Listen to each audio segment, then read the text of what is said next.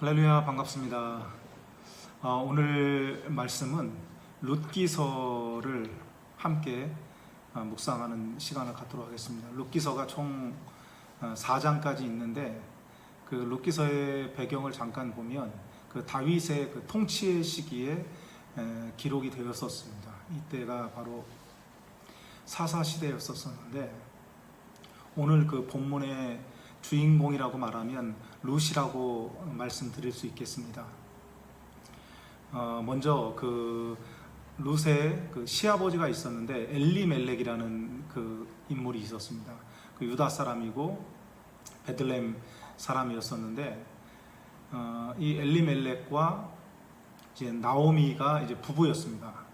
그 부부였는데 그 두 아들이 있었습니다. 두 아들이 있었는데 말론과 기론이라는 아들이 있었는데 이 아들들이 이제 모압 여인들하고 이제 결혼을 했는데 그 중에 그 한 사람이 그 룻이었습니다.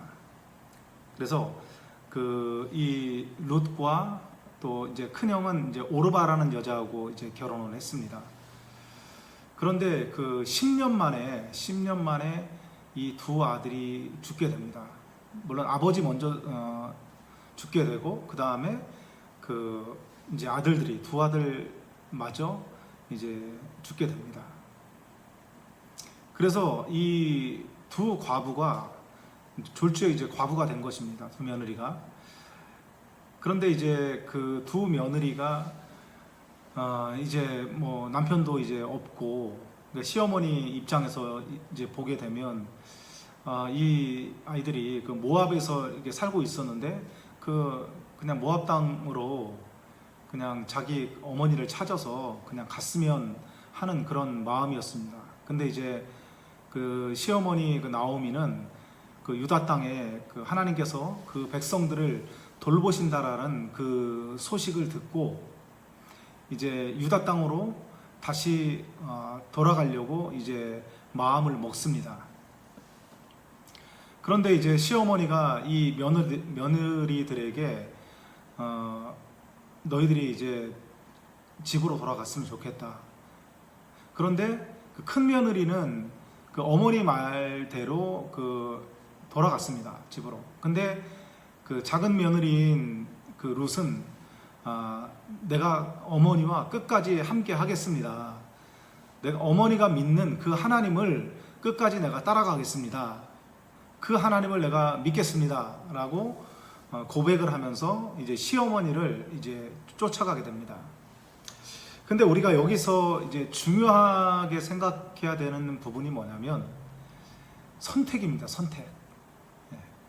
인생에 있어서 참 선택이라는 것은 굉장히 중요하다고 생각을 합니다.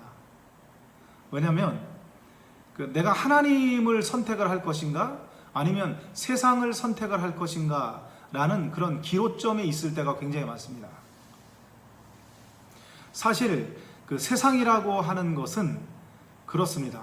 그 하와가 그 뱀의 미혹을 받을 때 그 선악과를 바라볼 때 보암직도 하고 먹음직도 하다 그랬습니다.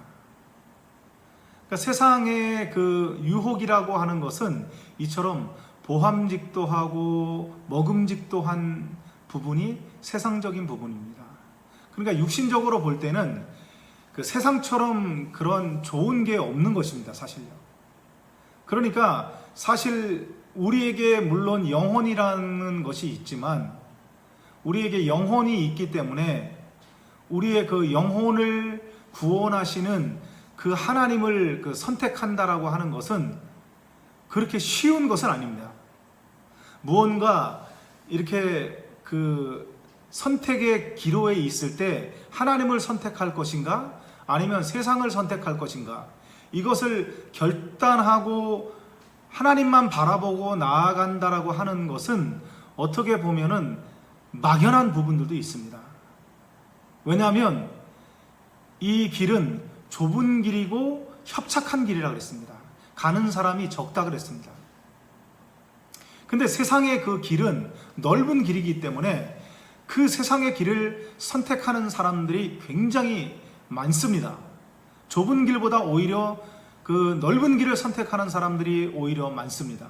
그런데 그 넓은 길을 선택하지 않고 이 좁은 길을 선택한다라고 하는 것은 믿음이 없이는 결코 이 길을 선택할 수가 없다라고 하는 것입니다. 그래서 저와 여러분들이 하나님을 체험을 해야 됩니다. 하나님을.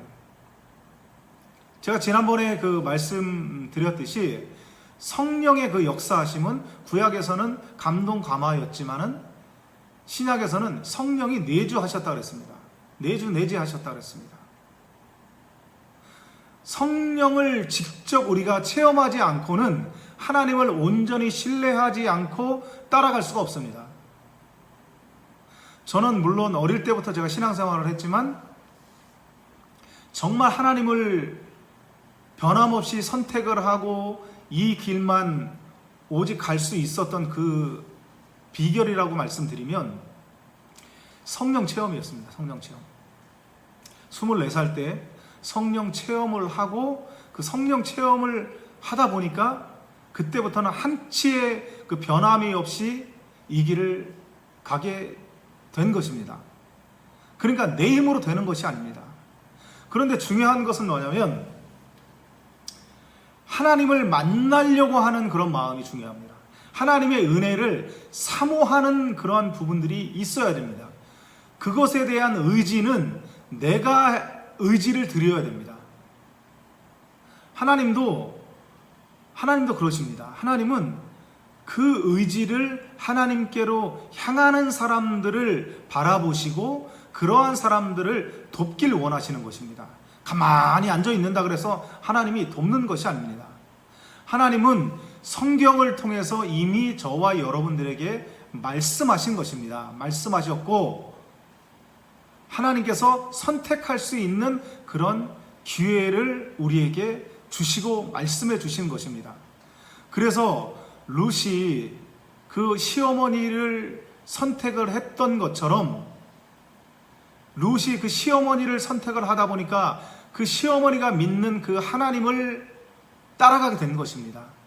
그래서 결과적으로 그 유다 땅에 도착을 해서 그 먹을 게 없으니까 이제 이삭을 주우러 갑니다. 그 이삭을 줍는 와중에 그 엘리멜렉의 그 시아버지의 그 친족인 보아스의 그 땅에서 이삭을 줍게 됩니다. 그 모습을 본 그곳에 그 보아스가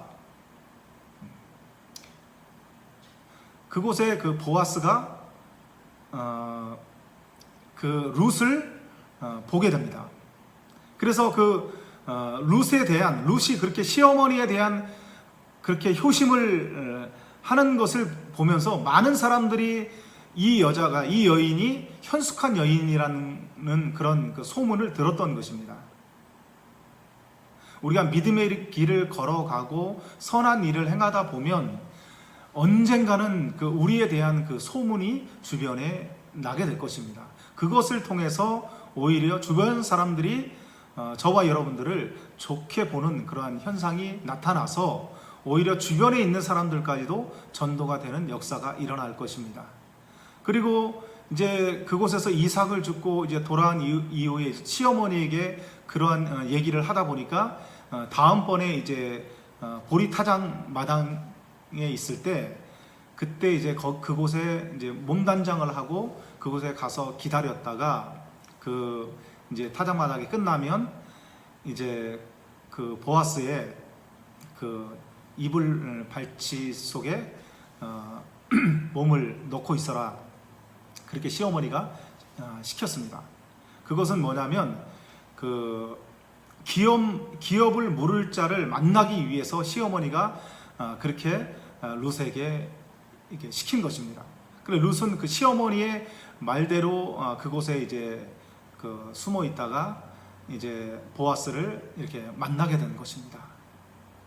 그래서 보아스를 만나자마자 이제 당신이 기업을 물을 자라고 이렇게 얘기를 하면서 보아스가 이 룻이란 여인을 좋게 여겼기 때문에 그것을 이제 받아들이고 아침까지 있다가 이제 온 그 성읍의 그 장로들과 백성들에게 이 여인을 내 아내로 삼겠다라고 하는 그런 선포를 하게 됩니다. 그래서 결국은 룻은 이제 보아스의 아내가 되게 됩니다. 그래서 이 둘이 이제 결혼을 하게 돼서 결국은 낳은 그 아들이 누구냐면 이새의 그 아버지인 오벳을 낳게 된 것입니다. 그러니까 오벳이 이새를 낳고 이새가 다윗을 낳고 다윗의 혈통에서 예수 그리스도가 오시게 된 것입니다. 룻은 이방 여인이었지만 하나님께서 이 룻을 선택을 한 것입니다. 이방 여인도 하나님께서 선택을 해서 하나님의 그 기업이 있게 만드셨던 것처럼 오늘날에도 많은 이방인들이 있습니다. 하나님은 이방인들도 하나님의 백성으로 구원하길 원하십니다. 하나님은 하나님의 백성들이나 이방인들이나 누구나 다 하나님의 백성으로 구원하기를 하나님께서는 원하시는 것입니다. 그러므로 오늘 이 말씀 가운데 저와 여러분들에게 주신 교훈이 뭐냐면, 저와 여러분들은 이 룻과 같이 믿음의 길을 선택을 해야 된다라고 하는 것입니다. 믿음의 길을 선택을 하게 되면 하나님께서 그 사람을 돌보실 것입니다. 시편 37편 5절 말씀에 있듯이 너의 길을 여호와께 맡기라. 그러면 저가 너의 길을 이루실 것이다 라고 이렇게 말씀을 해주고 있는 것입니다. 하나님께 맡기면 하나님께서 여러분들의 모든 삶을 책임져 주실 것입니다. 여러분들을 이끌어 주시고 여러분들이 정말 그 하나님 앞에 귀하게 쓰임받을 수 있는 복된 하나님의 사람들이 될 것입니다. 그러므로 오늘도 하나님의 길을 선택을 하셔서 룻과 같이 큰 복을 받는 그런 저와 여러분들이 되시길 주의 이름으로 축원합니다.